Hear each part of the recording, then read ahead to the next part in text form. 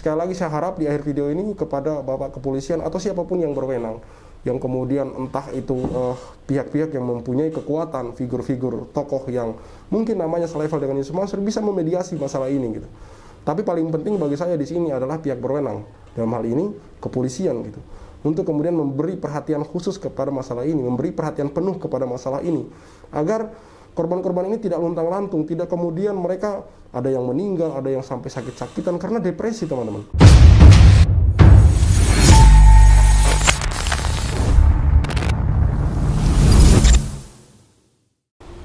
Bismillahirrahmanirrahim. Assalamualaikum warahmatullahi wabarakatuh. Kembali lagi bersama saya Ridwan Walid. Beberapa waktu lalu kami mewawancarai Pak Zaini Mustafa. Pak Zaini Mustafa ini sebagai advokat atau pengacara dari korban perumahan Kiai Sa'al Mansur. Yang mana di sini kami sudah mengkonfirmasi atau menanyakan langsung ke Pak Zaini bahwa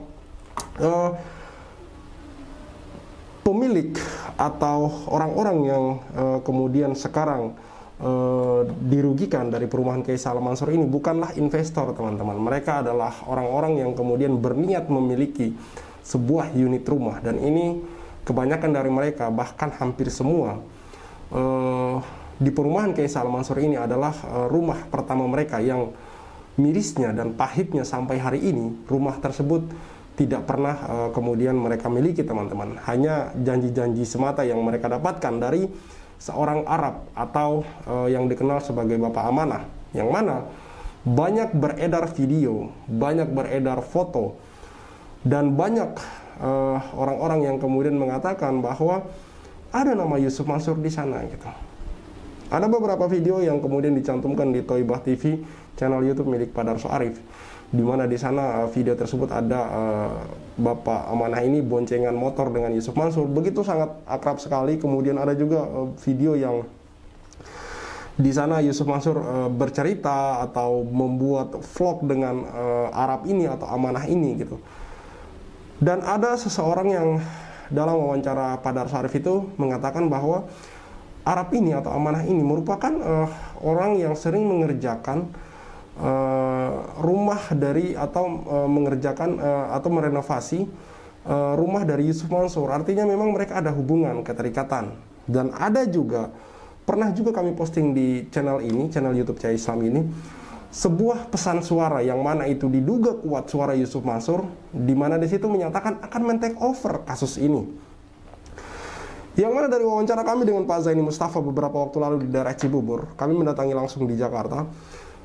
Pak Zaini Mustafa juga mengatakan hal yang sama yang sering saya suarakan, bahwa adalah suatu kejanggalan dan adalah suatu keganjilan di mana Yusuf Mansur yang mempunyai kasus dan masalah yang sama, seperti misalkan Batubara, Hotel City, Paitren, punya masalah seperti itu, tidak digubris, lantas ujuk-ujuk pengen menyelesaikan masalah Arab atau Amanah gitu, men-take over yang mana nilainya, nilai kerugian yang dialami oleh korban di total itu fantastis, teman-teman, miliaran rupiah, teman-teman.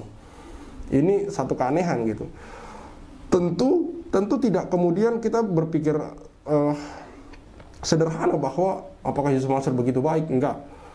Tentu kita akan berpikir, tentu kebanyakan orang akan berpikir, apakah memang Yusuf Mansur terkait di dalam gitu.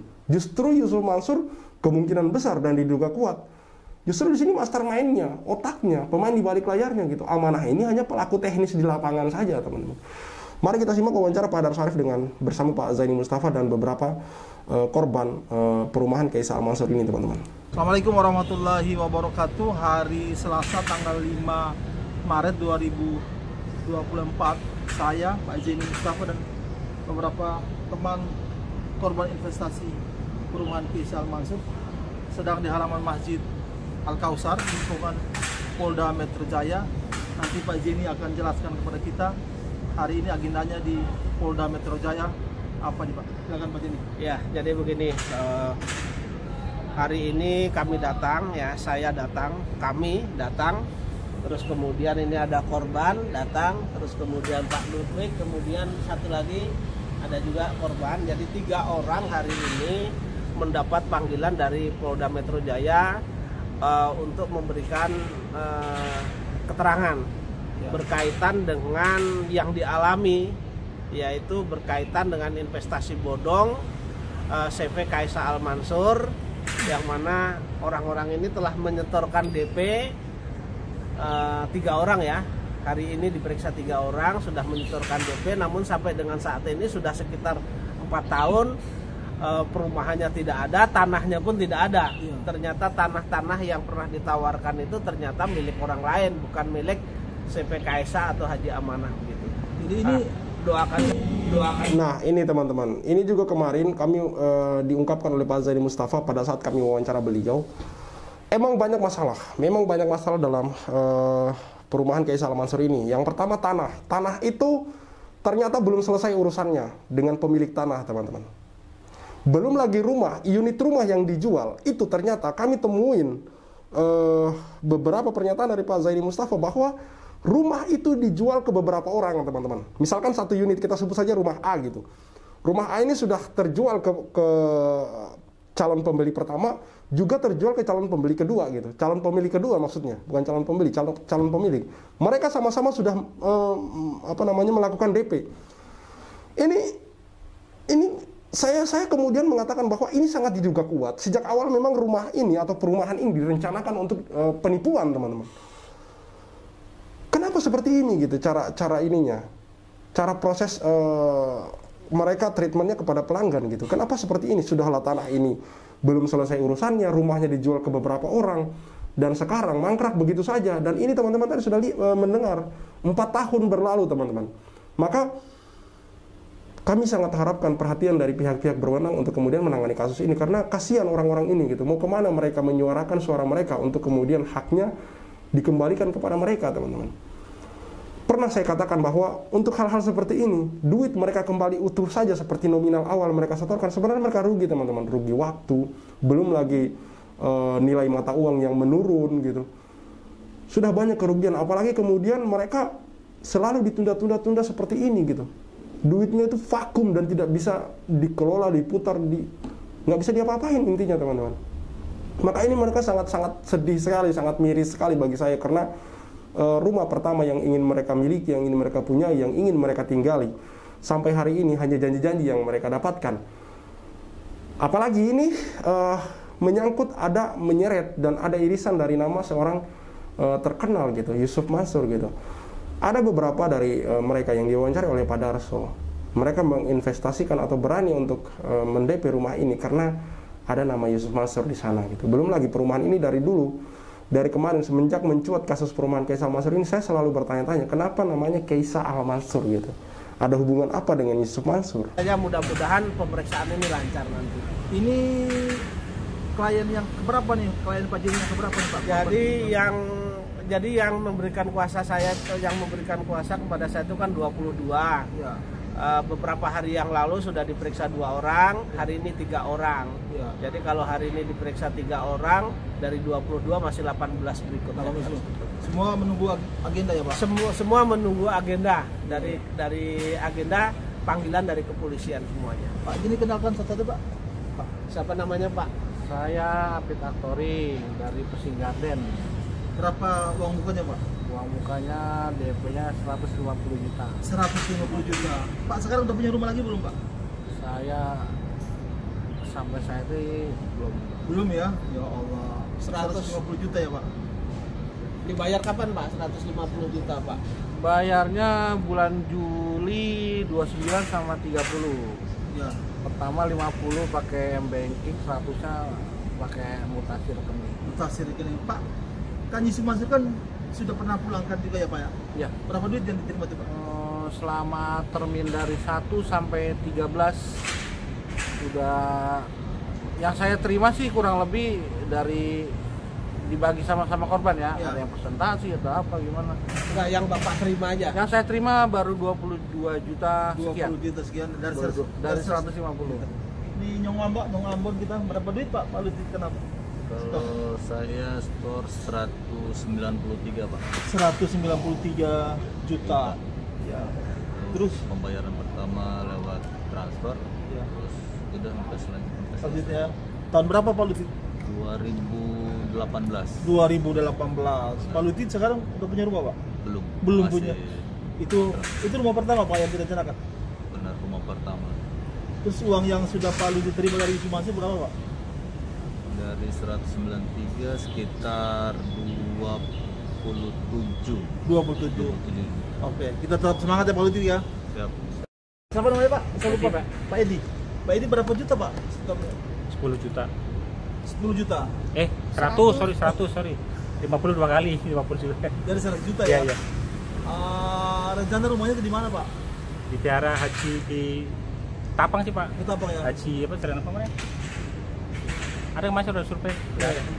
Itu dari 100 juta itu sudah dikembalikan Yusuf Mansur berapa duit itu Pak? Berapa ya lupa ya? Udah Ada 10 juta? Ada kali Pak, ada. 10 juta ya? Iya, kurang lebih. Pak Ludi sekarang udah punya rumah Pak? Belum, Belum masih ngontrak. masih ngontrak ya. Jadi saudara-saudara, ketika korban ini hari ini mereka belum punya rumah, berharap uang muka yang mereka setorkan itu adalah rumah pertama mereka. Ya, Gitu ya Pak Jenny? ya.